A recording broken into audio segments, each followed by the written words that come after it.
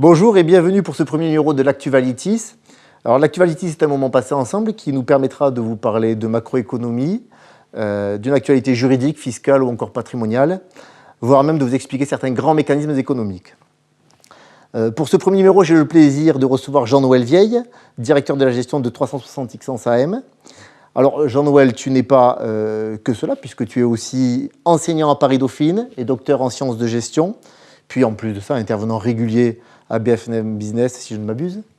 De plus, en 2012, tu as publié un bouquin chez Economica dont le titre est « Valorisation des entreprises en temps de crise », dans lequel tu réfléchis et proposes des solutions pour appréhender la situation des entreprises et celle des marchés financiers. Mais bon, on n'évoquera pas ce thème aujourd'hui puisque nous avons ensemble décidé d'aborder les thèmes suivants que sont la macroéconomie, le contexte politique, européen et international, et l'évolution des marchés. Alors, ce qui sera très intéressant, puisque tu as même osé faire un pronostic sur la valeur du CAC 40 fin 2017. Je te remercie, puisque l'audace à la matière est assez rare. Alors, Jean-Noël, ma première question sera très simple. Comment va la macroéconomie ? Merci Steve d'abord de cette invitation et effectivement on va aborder ces points importants. Alors la macroéconomie, d'ailleurs l'OCDE vient de reconfirmer en fait sa prévision de croissance sur 2017 et aussi sur 2018 avec un trend de croissance de l'économie mondiale qui va être à peu près de l'ordre de 3,5 et 3,6%. Ce qui est donc quelque chose d'assez important. Alors si on regarde d'où vient ce rythme de croissance qui reste assez positif, on va peut-être s'intéresser d'abord à la Chine qui avait été, je le rappelle, une des raisons d'explication de la baisse des marchés qu'on a connue d'abord en 2015 et ensuite aussi au tout début de l'année 2016. Alors un mot sur la Chine est en train de complètement modifier son système économique d'un système qui était en simplifiant l'atelier du monde, c'est-à-dire je construis des infrastructures, je prends des entreprises, mais ces entreprises-là ne travaillent que pour l'extérieur, c'est-à-dire elles viennent s'implanter, elles bénéficient d'un montant de frais salariaux extrêmement faible, et ensuite ces produits ne sont pas pour l'intérieur de la Chine, mais repartent dans les pays occidentaux, en Europe et aux États-Unis. Ce système-là était fortement générateur de croissance, mais il y a eu des tensions extrêmement fortes au niveau politique, qui fait que le système économique a dû changer, et qu'aujourd'hui la Chine est en train de travailler beaucoup plus pour l'intérieur et pour la consommation interne. Ça veut dire que les trends de croissance qu'on avait historiquement, qui étaient, en schématisant encore, de l'ordre de 10%, aujourd'hui, on a un rythme de croissance entre, allez, on va dire 5 et 7% qui devrait être confirmé et qui va être un trend à peu près sur les 3 à 4 années qui viennent. Alors, ce qui est un bon trend de croissance quand même. C'est bien, c'est un petit peu moins bien qu'historiquement et c'est un petit peu la crainte du marché qui à un moment donné s'était dit bon, est-ce qu'on va passer de 10 à 7, puis après à 2, qui aurait bloqué un petit peu le reste de l'économie mondiale, puisque la Chine est quand même sur un certain nombre de matières premières. C'est importateur par exemple de 40% de l'ensemble du charbon mondial, c'est 10% du pétrole. Donc effectivement, ça aurait eu des répercussions sur la croissance économique mondiale. Cette crainte, et c'est important de le dire aujourd'hui, cette crainte, elle est maintenant dissipée parce qu'on sait que certes, on ne reviendra pas sur ces croissances-là, mais on est à peu près certain d'avoir une stabilité, que, encore une fois, la consommation, avoir une économie tirée par la consommation, quand on a un pays de 1,5 milliard de personnes, certes qui n'a pas un pouvoir d'achat de 1,5 milliard de personnes. En gros, si on regarde le nombre de personnes qui ont aujourd'hui un standard de pouvoir d'achat à peu près équivalent de l'Europe, il y aurait à peu près entre 350 et 400 millions. Donc c'est pratiquement la même puissance que l'Europe et que les États-Unis. Donc ça va rester une économie extrêmement importante. Donc premier enjeu positif, c'est que les doutes sur la croissance chinoise s'arrêtent. Deuxième économie importante évidemment, ce sont les États-Unis. On reviendra tout à l'heure plutôt sur les questions politiques avec l'élection de Trump. Si on s'arrête sur la croissance économique américaine prévue, on s'attend sur 2017 et 2018 sur une croissance à peu près entre 2,5 et 2,6%. Ce qui est donc quelque chose aussi d'assez positif. Un petit peu en dessous quand même, avec un rythme de croissance historique qui était plutôt à 3%. Enfin, faire 2,5, c'est quand même pas mal. C'est pas le cas de l'Europe. C'est vraiment pas le cas de l'Europe. Et ce qui est aussi important sur l'aspect sur les États-Unis, c'est qu'on a un chômage qui est pratiquement, alors il n'est pas à zéro, mais c'est un chômage qu'on appelle un peu structurel, puisque le taux de chômage est de 4,3%, alors que le taux de chômage européen, effectivement, est plutôt de l'ordre de 10%. Donc on a une économie américaine qui va plutôt mieux aussi, c'est-à-dire qu'on a un trend de croissance. Alors il commence à y avoir peut-être un petit peu des doutes sur le fait qu'on va pouvoir pérenniser cette croissance avec, et on peut quand même en parler tout de suite, c'est les effets de la politique économique de Trump. En quelques mots, ce que le marché a plébiscité, puisqu'on a vu que depuis son élection, un petit peu à la surprise générale, les marchés américains ont énormément augmenté. Pourquoi ils ont augmenté? Parce que ce que le marché quelque part a acheté, c'est-à-dire le marché est toujours en anticipation. La réalité n'est encore pas celle-là, puisque les mesures principales fiscales qui sont importantes n'ont pas encore été prises. On a vu d'ailleurs que sur la première mesure, la fin de l'Obamacare, il a eu beaucoup de mal à la faire passer. Donc aujourd'hui, il y a une mesure, en tout cas, une mesure de sa politique fiscale qui est extrêmement importante, c'est la baisse du taux d'impôt. Ce qui est prévu, c'est de faire baisser, je vous rappelle que le taux d'impôt des entreprises américaines est le plus important taux d'impôt, je crois. 38-91%, voilà. Je crois, dans tes dernières notes. Exactement. Et Trump veut le faire passer à 15%. Vous imaginez bien que le fait de passer de 38 à 15 va avoir un levier extrêmement puissant sur la croissance bénéficiaire des entreprises américaines. En gros, on estime que c'est pratiquement 10% de résultats en plus que les entreprises américaines vont avoir. Et c'est ce que le marché a intégré, en fait. Et c'est bien sûr ce qui explique aussi une croissance un peu meilleure, puisqu'on aura plus de liquidités, plus d'argent, donc probablement plus d'investissements, puisque les entreprises pourront investir. Deuxième facteur aussi qui concerne la politique fiscale, il y aura aussi une baisse des impôts au niveau des particuliers, puisqu'on devrait baisser le nombre de tranches avec seulement 3 ou 4 tranches, avec effectivement aussi une baisse d'impôts. Donc tout ça, et enfin, dernier point, c'est une politique d'investissement nouvelle, puisque normalement, il a prévu 1000 milliards de dollars sur 10 ans d'investissement. Donc tout ça, plus de consommation avec un pouvoir d'achat supplémentaire, plus d'investissement, tout ça effectivement doit booster cette croissance économique américaine. Alors certes, on parlera marché plus tard, mais ce que tu veux dire en effet, c'est que donc, tout ça, le marché a déjà intégré une partie de ces mesures, en effet que si elles n'étaient pas prises, ça pourrait nous poser certains problèmes, on y reviendra tout à l'heure. Exactement, donc on voit bien qu'avec effectivement les mesures éventuellement d'impeachment, ça pourrait poser un problème. Ensuite, maintenant, terminons un petit peu sur l'aspect européen. Alors l'Europe va quand même mieux, puisqu'on sort de trend de croissance qui était plutôt à 0. Là, on s'attend à des croissances autour de 1,5 à 1,6%. Donc c'est mieux. Maintenant, ce n'est pas non plus quelque chose de gigantesque.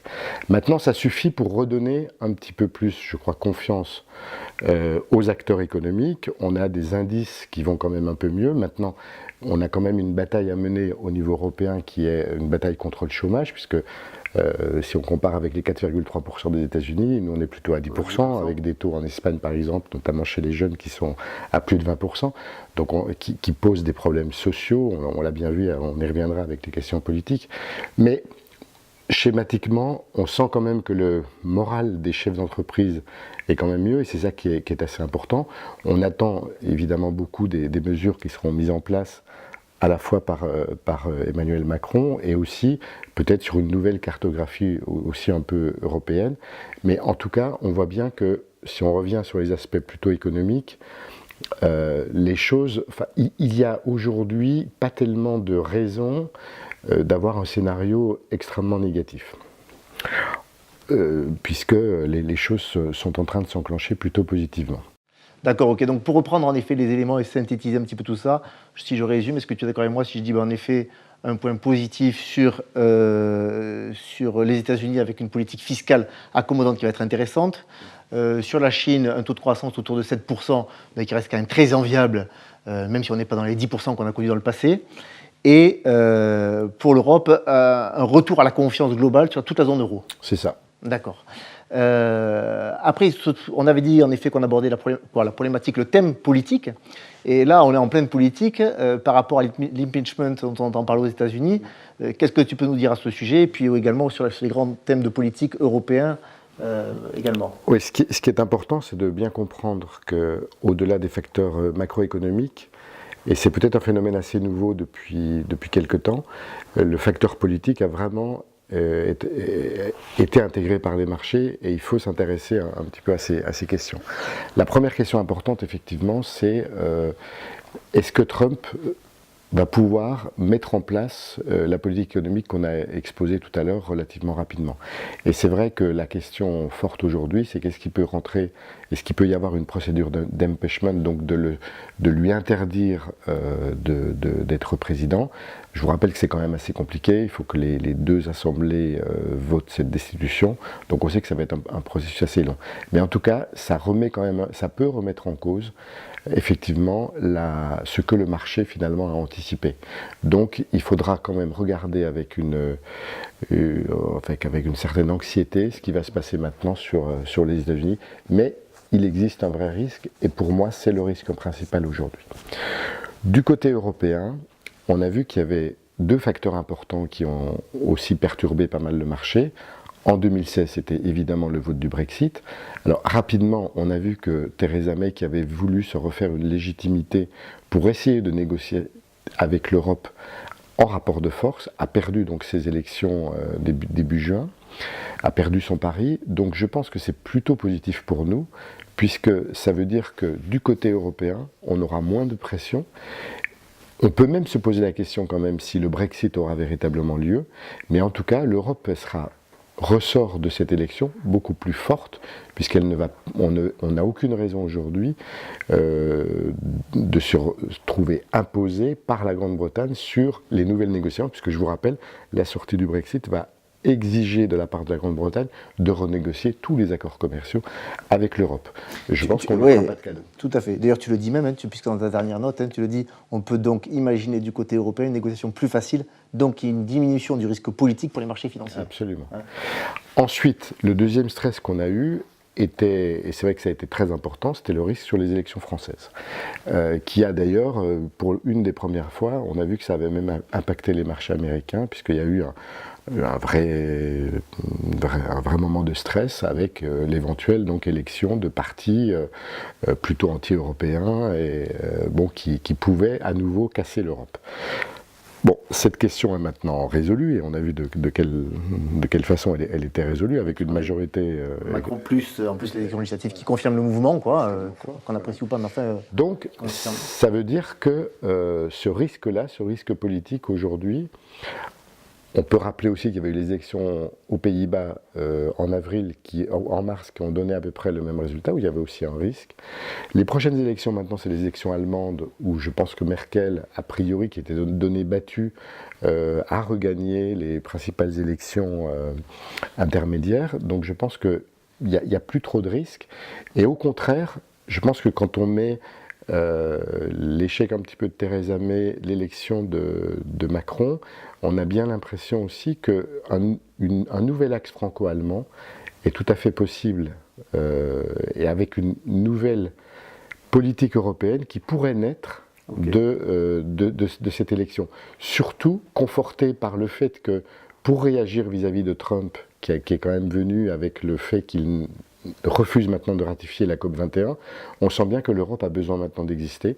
Donc je pense qu'on a peut-être une chance extrêmement importante et je pense que Macron et Merkel peuvent prendre cette chance pour pouvoir réaffirmer un rôle nouveau de l'Europe, peut-être et là relancer des programmes d'investissement qui est important. Et c'est tous ces points-là qui t'amènent donc sur un scénario positif sur l'évolution des marchés du CAC 40, puisque donc, je me permets de le dire maintenant, tu as osé, eu l'audace, comme je disais en préambule, d'évoquer la possibilité, l'éventualité d'un CAC 40 à 6000 points. Alors, ce n'est pas du tout un engagement contractuel, on le comprend bien, et que chacun l'entende. Mais par contre, en effet, ça veut dire que c'est une tendance que tu vois donc sur l'évolution des marchés. Voilà. Alors, la raison pour laquelle je pense que les marchés ont besoin de confiance et ont besoin de visibilité. Tout ce qu'on vient de dire justifie justement ce retour de la confiance, que ce soit confiance des entreprises, confiance des consommateurs. On le voit, on a des indices de confiance des consommateurs qui sont très hauts dans la plupart des pays européens et aussi aux États-Unis. Donc, et je pense que pour arriver à cette valorisation à 6000 points, bon, ça sera peut-être 5009 ou 5008, peu importe, mais moi ce qui m'intéresse c'est de donner effectivement le trend. La direction. Voilà, c'est basé sur il y a quand même deux conditions importantes. C'est que nous assistions à une amélioration des croissances bénéficiaires des entreprises. Ce qui est le cas déjà. Ce qui est le cas, puisqu'on s'attend, en gros, sur les 3 prochaines années, avec une croissance annuelle autour de 9%. Moi, ce que je m'attends, et on aura bientôt le résultat, puisqu'on va rentrer dans la saison des publications des résultats, donc du premier semestre 2017, je pense que ce résultat risque d'être meilleur que ce que le consensus des analystes l'attendent, et c'est toujours un levier extrêmement important. Si le discours des entreprises, en plus vu ce déstress du côté politique, je crois qu'il a pesé quand même sur les embauches, sur vous n'allez pas embaucher s'il y avait un risque quand même qu'on ait eu une élection extrêmement compliquée. Donc j'attends à ce qu'on ait un discours beaucoup plus positif des entreprises. Et il suffit de ça, enfin, c'est une des conditions pour que le marché reparte en progression.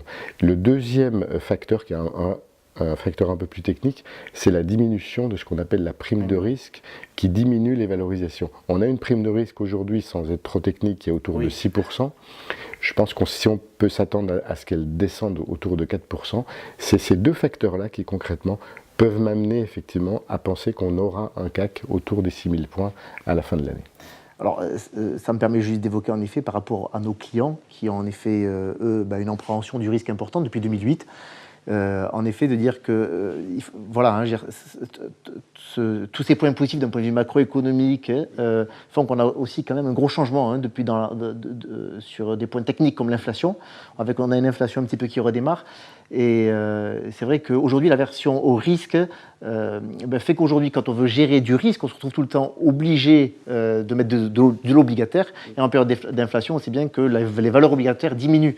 C'est-à-dire qu'en fait, je pense qu'aujourd'hui, en voulant gérer le risque de nos clients, on finit par leur faire prendre plus de risques par rapport à un nouveau contexte. Parce que ce qu'il faut bien intégrer pour les épargnants aujourd'hui, c'est que le contexte a changé et que les investisseurs n'ont pas encore intégré les changements dus à ce contexte général. Absolument. Pour aller dans ce sens-là et pour le conforter, on va parler en conclusion d'un dernier phénomène, c'est la politique des banques centrales. Que ce soit aux États-Unis, de façon, là ça a déjà commencé, on assiste à une hausse des taux, donc ça c'est pas bon pour la partie obligataire. Et en Europe, c'est quelque chose qu'on va avoir plutôt en 2018 en fonction des anticipations de croissance qu'on aura. Donc ces facteurs-là, c'est important effectivement en matière d'allocation d'actifs. Attention, ça va plutôt contraindre les flux sur la classe obligataire parce que les investisseurs ne vont plus vouloir rester sur une classe obligataire qui va devenir, comme tu l'as dit, beaucoup trop risquée. Et en fait, et c'est pour cette raison que si on a une dynamique de flux, c'est l'autre raison qui me fait valider le scénario haussier sur les actions, la partie actif à risque aujourd'hui, ça sera pour moi la seule façon objective de gagner de l'argent. De gagner de l'argent sur les placements. Voilà, exactement. Et il faut savoir, à un moment donné, dans une certaine conjoncture, prendre du risque. Voilà. Donc merci pour ce point global, Jean-Noël. Et je terminerai en disant en effet qu'aujourd'hui, dans le cadre de la politique de placement de nos clients, je pense qu'il faut de plus en plus dissocier la partie court terme, gestion de trésorerie, besoin de trésorerie, que ce soit les vacances, l'investissement dans l'immobilier, de son achat, sa résidence principale ou autre, et puis en effet la partie long terme, et ne plus chercher une sécurité absolue sur la partie long terme, afin de chercher sur de la performance, mais ce qui demande en effet tout simplement du temps, comme on l'a toujours dit. Voilà, donc merci pour cette interview, Jean-Noël. C'était le premier numéro de l'Actualities. Merci pour votre écoute. Et puis, cette Actualities se situe un petit peu dans le slogan de Valitis, qui est tout simplement, comme vous le savez, savoir pour choisir librement.